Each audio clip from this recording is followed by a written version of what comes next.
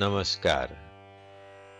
महापुरुषों का कहना है कि कविता हमें बेहतर इंसान बनने में सहायता करती है। इसलिए ये जरूरी लगता है कि कविता सब तक पहुंचे, सब कविता को जानें और समझें।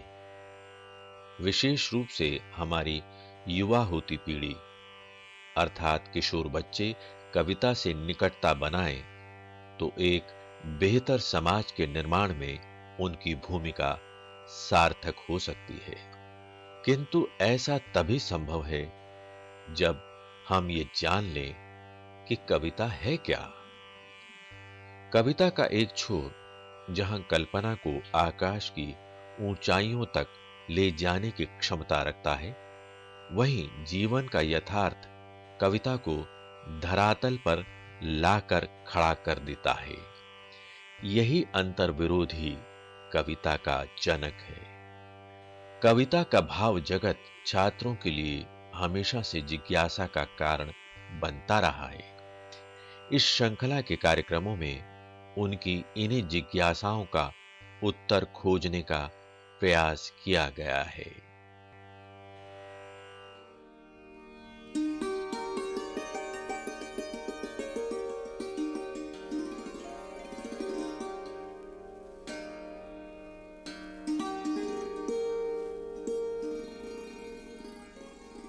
नमस्कार साथियों, आज हम छायावाद पूर्व के प्रसिद्ध हिंदी कवि राम नरेश त्रिपाठी और उनकी कविता पथिक पर बातचीत करेंगे। राम नरेश त्रिपाठी हिंदी के ऐसे कवि हैं जिन्होंने देश प्रेम और प्रकृति प्रेम पर बराबर बराबर मात्रा में अच्छी कविताएं लिखी हैं और साथ ही प्रकृति का ऐसा स्वच्छंद चित्रण किया है जो प्रकृति के अनेक पहलुओं को उद्घाटित कर देता है। आज उनकी इसी कविता पर और बातचीत करने के लिए हमारे साथ उपस्थित हैं प्रोफेसर लालचंद राम। डॉक्टर लालचंद, आपका इस कार्यक्रम में बहुत बहुत स्वागत है। नमस्कार। धन्यवाद। नमस्कार डॉक्टर साहब। डॉक्टर लालचंद, क्या ही अच्छा हो कि हम कविता पर बातचीत करें। उससे पहले राम नरेश त्रिपाठी जी का संक्षिप्त जीवन परिचय हो जाए, उससे कविता को समझने में आसानी होगी। बिल्कुल ठीक है, बिल्कुल ठीक है डॉक्टर साहब। राम नरेश त्रिपाठी खंड काव्य के रचयिता हैं। उनका प्रसिद्ध खंड काव्य है मिलन, पथिक, स्वप्न और मानसी नाम से उन्होंने फुटकर कविताओं का संग्रह किया है। राम नरेश त्रिपाठी छायावाद पूर्व की खड़ी बोली के महत्वपूर्ण कवि माने जाते हैं। आरंभिक शिक्षा घर के आसपास ही हुई, घर पर हुई जी। और स्वाध्याय से उन्होंने हिंदी, अंग्रेजी, बांग्ला और उर्दू का ज्ञान प्राप्त किया। जी। उन्होंने समाज सुधार के स्थान पर रोमांटिक प्रेम को महत्व दिया, किंतु उस रोमांटिक प्रेम में देश प्रेम और प्रकृति प्रेम सर्वोपरि है। कविता कौमुदी नाम से 8 भागों में उन्होंने हिंदी, उर्दू, बांग्ला और संस्कृत की लोकप्रिय कविताओं का संकलन किया और इसी की एक खंड में ग्राम गीत संकलित है, जिसे उन्होंने गांव में घूम घूम कर एकत्र किया था। जी।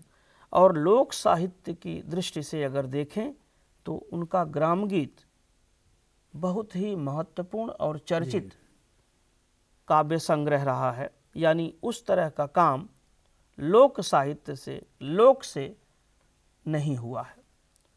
आप कह सकते हैं कि उनका यह कार्य आने वाले कवियों के लिए एक मिसाल का काम कर रहा है, क्योंकि लोक साहित्य का बहुत कुछ मौखिक है, उसे अभी लिखित के रूप में लाया जाना शेष है जी। और शायद राम नरेश त्रिपाठी के बाद बहुत कम कवियों ने वो साहस किया है, कर रहे हैं जी। ऐसी कोई बहुत निराशा की बात नहीं है। उन्होंने बानर नाम से बाल पत्रिका का संपादन किया, क्योंकि बड़े कवियों ने बाल साहित्य को प्राथमिकता की दृष्टि से देखा और उनके लिए लिखा भी। बानर पत्रिका में विद्यार्थियों के लिए शिक्षाप्रद कहानियाँ, प्रेरक प्रसंग प्रकाशित होते थे। कविता के अलावा उन्होंने कई विधाओं में लेखन कार्य किया। जैसे नाटक, उपन्यास, आलोचना और संस्मरण पर रामनरेश त्रिपाठी मूलतः कवि हैं और अपनी कविता के लिए जाने जाते हैं। सन 1962 में उनका देहावसान हो गया। ओहो, आपने बहुत ही अच्छा परिचय रामनरेश त्रिपाठी जी का दिया। अब हम जो पथिक कविता हमारे पाठ्यक्रम में लगी हुई है जी, हम उसका एक एक छंद लेंगे और उसकी व्याख्या करें। बिल्कुल तो ठीक। कृपया आप पहले छंद की व्याख्या करें। बिल्कुल ठीक है। ठीक। पथिक जी उनका खंड काव्य है। जी यहाँ जो कविता दी गई है वो पथिक खंड काव्य का एक अंश है। जी पथिक का अर्थ होता है राही, जी राह पर चलने वाला। पथिक उसी अर्थ में है, लेकिन यहाँ प्रकृति, प्रेम और कल्पना जी दोनों इसमें प्रमुख है। जी जी पथिक खंड काव्य में जिस तरह से पल पल परिवर्तित प्रकृति वेश होता है, प्रकृति में परिवर्तन होता रहता है, उसी तरह से उन्हीं संदर्भों को लेकर के, उन्हीं कल्पनाओं को लेकर के कवि ने यहाँ रचना की है। जी देखिए, प्रतिक्षण नूतन वेश बनाकर रंग बिरंग निराला। प्रकृति में हमेशा एक जैसा रंग नहीं रहता, उसका रंग बार बार बराबर बनता रहता है और नया नया होता जैसे रहता है। जैसे पेड़ पौधे वनस्पतियां होती हैं वैसे उसे उनका रंग रूप बदलता रहता है। रवि के सम्मुख थिरक रही हैं नभ में बारिद माला। जी अब सूर्य के सम्मुख यानी रवि माने सूर्य, जी सूर्य के सामने नभ में थिरक रही हैं बारिद माला, यानी थिरक रही हैं नभ में बारिद माला। बारिद माला माने बादलों की माला, अर्थात प्रकृति में नए नए वेश बना करके रंग बिरंगे फूल पौधे वनस्पतियां हैं और उसी समय आकाश में बादलों की मालाएं छाई हुई हैं। नीचे नील समुद्र मनोहर, ऊपर नील गगन है। कवि कहता है कि नीचे नीला समुद्र मनोहर है जी और ऊपर नीला आसमान है, नील गगन, गगन के लिए आसमान। घन पर बैठ बीच में विचरूं यही चाहता मन है। क्या बात है। कवि कहता है उसकी कल्पना है कि नीचे नील समुद्र मनोहर हो और ऊपर जी नीला गगन हो। क्या बात है। और बादलों पर बैठ करके बीच में विचरूं, क्या बात, विचरण करूं, यही चाहता मन है। यानी मेरा मन नीचे समुद्र, ऊपर नीला आसमान पर बादलों में पर बैठ करके बीच में विचरण करूं। कहाँ? समुद्र और आसमान के बीच में बादलों पर बैठकर। क्या दोनों कल्पना, का निरीक्षण करूं। दोनों का, यानी कवि की कल्पना देखिए। जी रत्नाकर गर्जन करता है, मलया नील बहता है। रत्नाकर यानी समुद्र जी, समुद्र गर्जन करता है और मलया नील बहता है।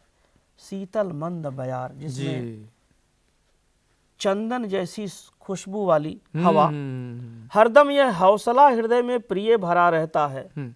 और कहता है कि हे प्रिय, यह मन में हमेशा हौसला रहता है कि जहाँ रत्नाकर समुद्र गर्जन करता है और वहीं मलयानील हवा बह रही हो जी। इस विशाल विस्तृत महिमा में रत्ना के घर में कोने कोने में लहरों पर बैठ फिरूं जी भर के। और कहता है इस विशाल विस्तृत महिमा में रत्नाकर के घर में, यानी समुद्र के घर में, यानी समुद्र में कोने कोने में लहरों पर बैठकर फिरूं, इधर उधर लहरों के साथ उसके प्रत्येक अंश को देख लूं, प्रत्येक अंश को, चाह उसके अंदर बलवती होती जाती है। कवि कहता है उसकी कल्पना ये है कि प्रकृति के हर नए रूप रंग वेश में उसका प्रत्यक्ष दीदार करूं, उसका प्रत्यक्ष अनुभव करूं। इसलिए कहता है वहां तो बारिद माला पर बैठ के यात्रा कर रहा है और यहाँ लहरों पर बैठ के उसके लहरों के साथ कोने कोने, समुद्र के कोने कोने का दृश्य देखना चाहता है, फिरना चाहता है, घूमना चाहता है। निकल रहा है जलनिधि तल पर दिनकर बिंब अधूरा।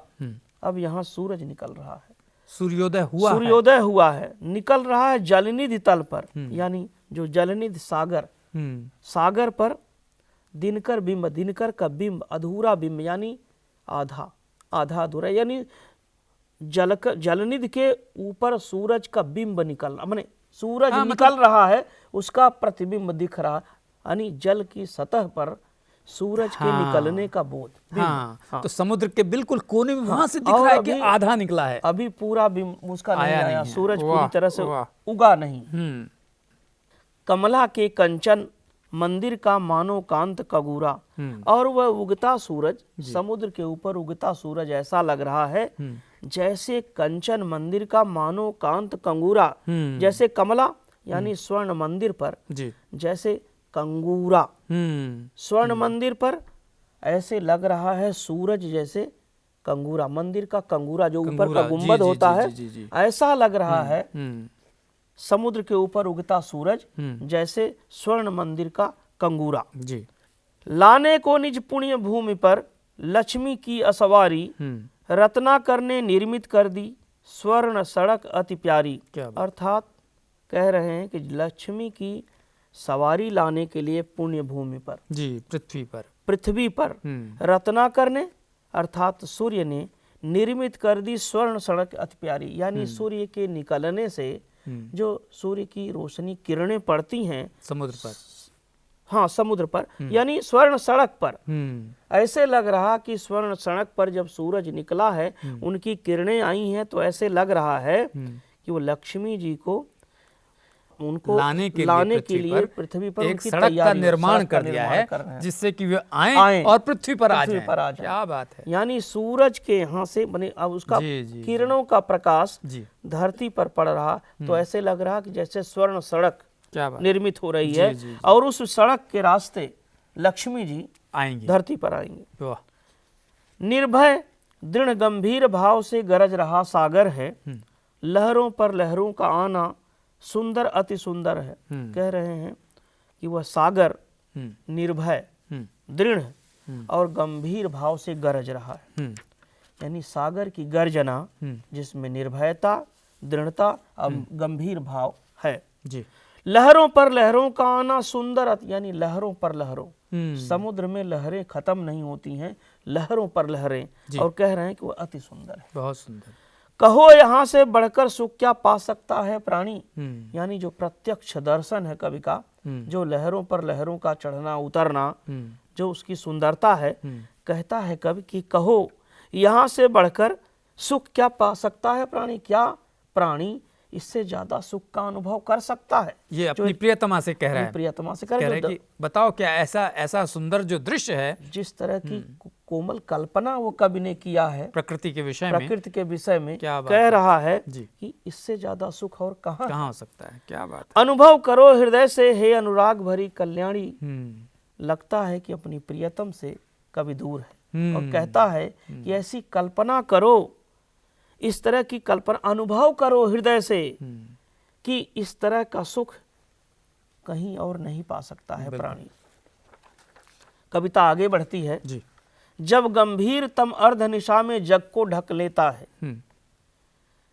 जब अर्ध रात्रि होती है और अंधेरा गहरा होता है, तो अंधेरे जग को, संसार को ढक लेता है।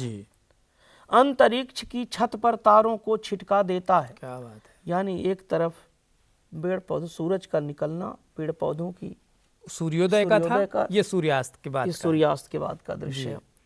जब अर्धरात्रि में अंधेरा पूरे संसार को ढक लेता है और अंतरिक्ष में अंतरिक्ष की छत पर तारों को छिटका देता है, यानी तारे जब अंतरिक्ष में निकल जाते हैं, तब कहता है कि सस्मित वदन जगत का स्वामी मृदु गति से आता है, तट पर खड़ा गगन गंगा के मधुर गीत गाता है। क्या बात है। और तब सस्मित बदन जगत का स्वामी, ये सस्मित बदन जगत का स्वामी यानी मुस्कुराते हुए, जब अंतरिक्ष में तारे छिटक जाते हैं, अर्धरात्र के बाद अंधेरा घना होता है, उसी समय पाँव फटती है, यानी सूर्य के निकलने का समय होता है।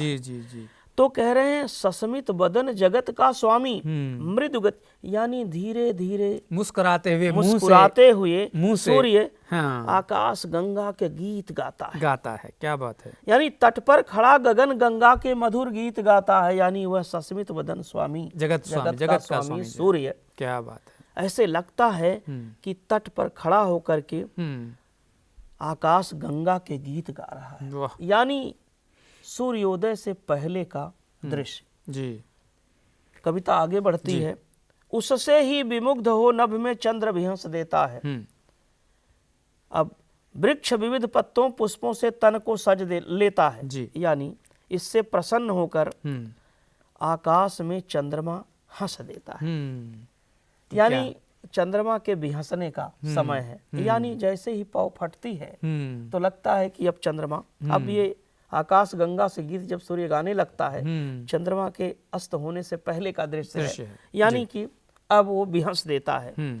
और कह रहा कि उसी समय वृक्ष विविध पत्तों पुष्पों से तन को, यानी सूर्य निकलने से पहले ही चंद्रमा सभी पत्तों पुष्पों को सजा देता है।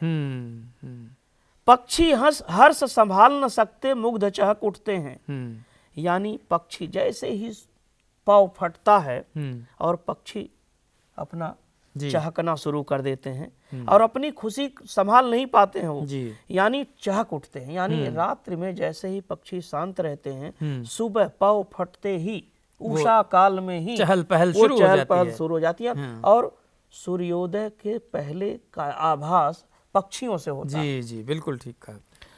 फूल सांस लेकर सुख की सानंद महक उठते हैं और उसी समय सांस लेकर सुख की सानंद, यानी फूल सांस लेकर, यानी फूल के खिलने का समय हो रहा, अर्थात उनके अंदर महक जो है उसी समय भर उठती है। और जैसे ही सूर्योदय होता आकाश में माने पूरे वातावरण में वो सुगंध फैल जाती है। क्या बात है। वन उपवन गिरि सान कुंज में मेघ बरस पड़ते हैं। वन उपवन बाग बगीचा, गिर पर्वत, सान माने धरती पर, कुंज में मेघ बरस पड़ते हैं। क्या बात है, बादल। और अब बरसात का दृश्य है। वन उपवन गिर सान कुंज में मेघ बरस पड़ते हैं, यानी वन उपवन पर्वतों पर, धरती पर, कुंज में, गलियों में, सब जगह मेघ बरसने लगते हैं। मेरा आत्म प्रलय होता है, नयन नींद झड़ते हैं, यानी मेरा आत्म प्रलय होना, यानी ऐसे लगता है कि जैसे आत्म प्रलय, सेल्फ का आत्म प्रलय उसमें लीन हो जाना अनुभव है, अनुभूति है, एक कवि की अनुभूति का मामला है। मेरा आत्म प्रलय होता है, नयन नीर झड़ते हैं, जैसे बादलों का बरसना, वन उपवन गिर कानन पर जैसे बादल बरसते हैं, ऐसा लगता है जैसे मेरा मिलन से, आत्म मिलन से आंखों से नीर झड़ते हैं, वैसे ही बादलों से बरसात होती है। पढ़ो लहर तट तृण तरु गिरी, नभ किरण जलद पर प्यारी। कहते हैं कि हे प्रिय पढ़ो, क्या पढ़ो? लहर, तट, किनारा, तृण, तिनके पेड़ पौधे वनस्पतियां, तरु वृक्ष, गिरि पर्वतमालाएं, नभ आकाश, किरण सूर्य की किरण, जलद यानी बादल। कह रहे हैं कि इसको पढ़ो, यानी उसको महसूस करो, देखो, समझो, अनुभूति और अनुभव का हिस्सा बनो। क्या बात है। लिखी हुई है मधुर कहानी विश्व विमोहन हारी। ऐसे लग रहा है कि यह कवि अपनी प्रियतमा से कहता है कि ये सब पढ़ो, जो विश्व को विमोहन करने वाली है, मुग्ध कर देने वाली है। विश्व को प्रकृति है, ये जो प्रकृति है, प्रकृति के अनेक नए नए रूप हैं, जो विविध रूप हैं, ये विश्व विमोहनकारी हैं, विश्व को आकृष्ट करने वाले हैं। ये पूरी कहानी लिखी हुई है, इसको पढ़ो, अर्थात प्रकृति के ये नए नए परिवेश को, नए नए रूप को देखो। क्या बात है। कैसी मधुर मनोहर उज्जवल है यह प्रेम कहानी, जी में है अक्षर बन इसके बनूं विश्व की बानी। कवि कहता है कि इस सुंदरता को अपने अक्षरों में, शब्दों में ऐसे लगता है कि मैं बन जाऊं, विश्व की बानी बन जाऊं, अक्षरों में, शब्दों में विश्व की बानी बन जाऊं। और कहता कैसी मधुर मनोहर उज्जवल है यह प्रेम कहानी। क्या बात है। प्रकृति से हमारे जो प्रकृति का जो प्रेम है, प्रकृति से जो हमारा प्रेम है, ये मनोहर, मधुर, मनोहर, उज्जवल है, यानी मन को हरने वाली है और मधुर है, मधुरिम है। जी में है अक्षर बन इसके बनूं विश्व की। कहता है कि मेरे मन में है, मेरे जी में है कि मैं अक्षर बन के विश्व की वाणी बन सकूं, यानी विश्व में बहुत सुंदर वाणी बन सकूं, जी, अक्षर बन के। जी। स्थिर पवित्र आनंद प्रवाहित सदा शांति सुखकर है, आहा प्रेम का राज्य परम सुंदर अति सुंदर, अतिशय सुंदर है। क्या बात है। स्थिर पवित्र आनंद प्रवाहित सदा शांति सुखकर है, आहा प्रेम का राज्य परम सुंदर अति सुंदर है। कह रहा है कवि, स्थिर पवित्र आनंद प्रवाहित सदा शांति, यानी ये सब स्थिर पवित्रता आनंद का प्रवाह करने वाले ये जो नैसर्गिक सौंदर्य है, ये यहाँ प्रकृति में परिवेश में हमेशा रहता है। क्या बात है। स्थिर है, यानी प्रकृति का सौंदर्य नष्ट होने वाला नहीं है, पवित्र है, इसको कोई कृत्रिम नहीं है। आनंद प्रवाहित है, आनंद का प्रवाह करने वाला है, सदा शांति सुखकर है, शांति और सुखकर है। इसमें इसको देख करके एक आनंद और सुखकर की प्रतीति होती है। आहा प्रेम का राज्य परम सुंदर, अतिशय सुंदर है। और कहते हैं यह प्रेम का राज्य जो प्रकृति का अवलोकन है, प्रकृति की नैसर्गिक सुषमा, नैसर्गिक सौंदर्य का जो दर्शन है, ये ऐसा प्रेम का राज्य है जो परम सुंदर है, जो बहुत सुंदर है और अतिशय सुंदर, अत्यधिक सुंदर है। यानी सुंदरता प्रकृति में जो है शायद कहीं नहीं है, इसी को कवि अपने शब्दों में कह रहा है। डॉक्टर साहब, इसमें जो मूल संदेश है कविता में, उसे भी संक्षेप में थोड़ा सा निश्चित रूप से असल में इस कविता का मूल संदेश यह है कि प्रकृति बहुत ही अति सुंदर है, प्रकृति का हर रूप सुंदर है जी। हमें प्रकृति की रक्षा, मनुष्य और प्रकृति का बड़ा गहरा संबंध है। बहुत प्रकृति मनुष्य को सारी चीजें देती हैं, सारा सुख प्रदान करती है, इसलिए प्रकृति की रक्षा हम सब का दायित्व है। इसलिए प्रकृति जब हमको देती है तो हमें प्रकृति के विरुद्ध, प्रकृति के खिलाफ नहीं जाना है, हमें उसके नैसर्गिक सौंदर्य का आनंद लेने के लिए, अपनी रक्षा के लिए प्रकृति की रक्षा सुरक्षा करना हमारा दायित्व है। क्या एक संदेश मिलता है। वाह डॉक्टर साहब, आपने इस कविता के अंदर जो प्रकृति के मनोरम रूप हैं, उन सब मनोरम रूपों को यहाँ उद्घाटित कर दिया है। इससे हमारे विद्यार्थियों को कविता को समझने में बहुत मदद मिलेगी। ये सार्थक बातचीत रही है। आप यहाँ आए, आपने समय दिया है इस कार्यक्रम में, आपका बहुत बहुत धन्यवाद। नमस्कार। धन्यवाद डॉक्टर साहब, नमस्कार।